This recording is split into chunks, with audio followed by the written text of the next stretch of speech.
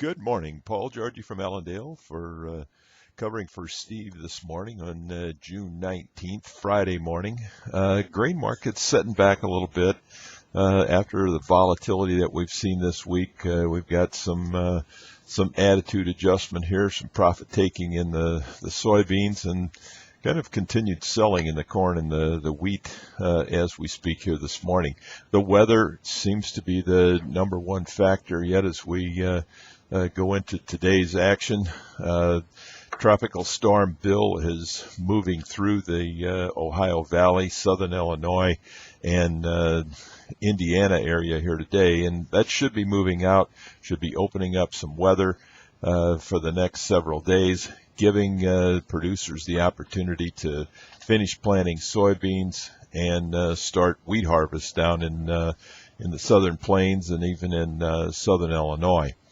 Some of the other factors that we've got to talk about here this morning is Russia's ag minister says that they're looking at a possible 100 million ton crop this year, which would leave them with a 25 to 27 million ton exports, which would be sizable and very competitive against the U.S.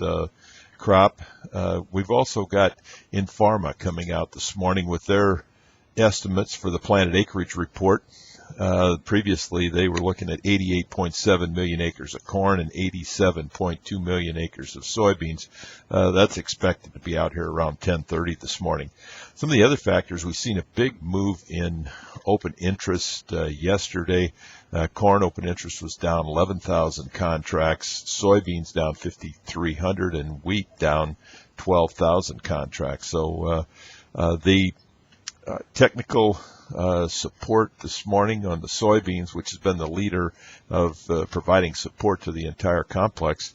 They've got support around 933 in the November contract, with resistance at 950. We've also are looking at soybean basis this morning that has drifted lower.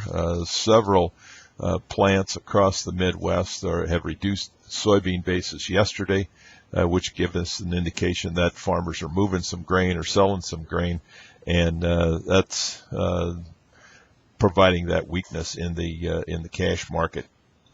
The Eurozone and the Greek situation continues to affect the market as the Eurozone leaders have called an emergency meeting for Monday to discuss the Greek negotiations. Yesterday, the finance minister said, "No deal. We're not taking the Greeks' plan." So both sides are pretty much dug in, waiting for somebody to break here and move forward as this deadline of their big payment comes up on July 1.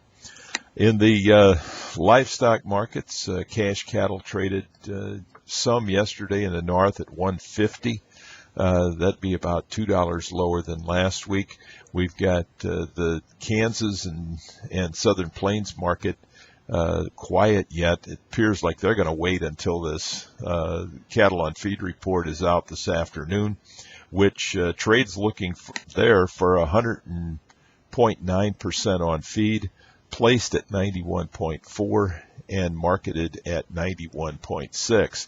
The placement number, there's a wide range of estimates there, but the bottom line is anything lower on the placement number is suggesting we could have tighter supplies in this fed cattle market as we go forward into the end of the year, which could provide some support there. However, if we're not placing these cattle, that means that the feeder cattle values could come under some pressure later on in the year as these cattle are all become available when pasture conditions and fall approaches us. So we've got to watch that very closely.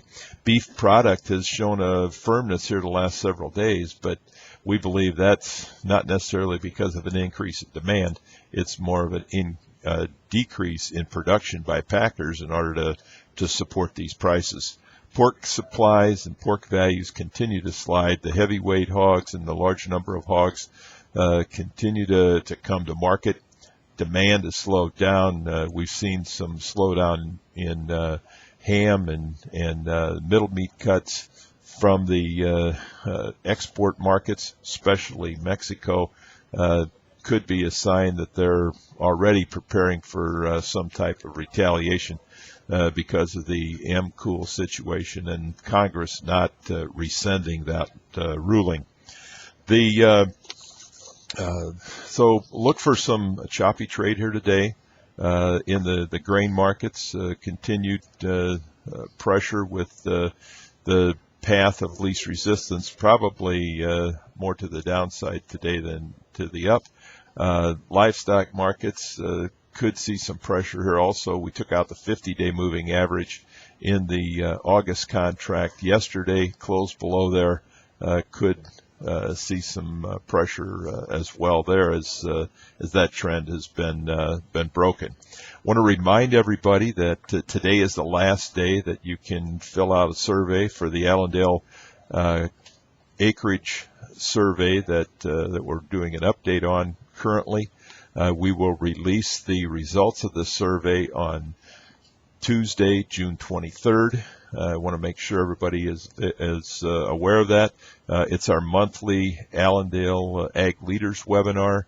You can sign up for that. Just go to our website and sign up for that to get the results live on Tuesday evening. So if you got any questions, never hesitate to give us a call here at Allendale at 800-262-7538. We wish everybody a safe weekend. We'll talk to you on Monday morning. Thank you.